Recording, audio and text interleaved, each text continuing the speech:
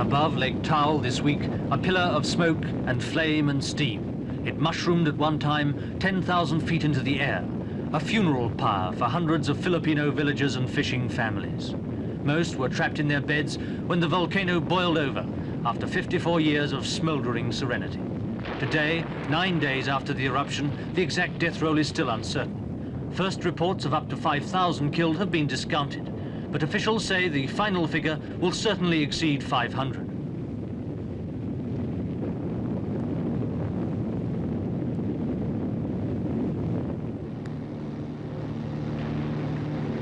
There are 455 known active volcanoes in the world. In the past 2,000 years, they've claimed more than 100,000 victims.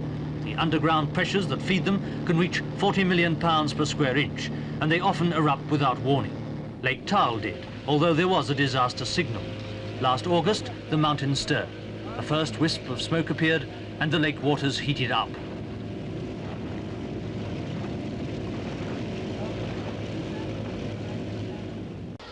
Only God can determine, says Consortia Mendoza. And until Providence decides the next move in their broken lives, the refugees wait in the schoolhouse at Taal with troops on hand to keep order.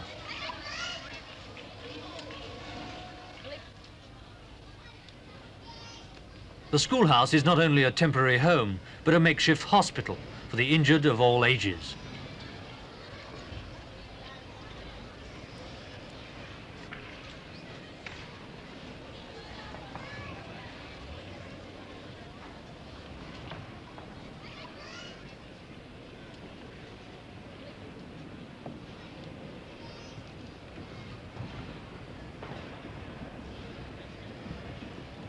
The children who were sleeping when Mount Taal exploded and were snatched to safety by their parents sleep on beside the lake. But these are the lucky ones. Many died in the frantic rush for the boats, and many more were injured. Dr. Garcia, what sort of injuries have you had to treat? Well, actually, most of them were burns incurred as a result of the throwing out of the hot lava emitting from the volcano. There were also injuries concomitant with the mud rush for safety. Those are the sorts of casualties that we have been treating. How does a volcano kill people? Well, in this particular case, I think the death was caused by suffocation. Of those who weren't suffocated, some have homes to go back to, others haven't. But one thing they have in common. They lived on a volcano, now they share the vacuum of life in a refugee camp. Because the Filipino volcano experts have proved unable to predict whether or not the Taal volcano will explode again, the authorities have taken the precaution of evacuating some 50,000 people from the shores of Lake Taal.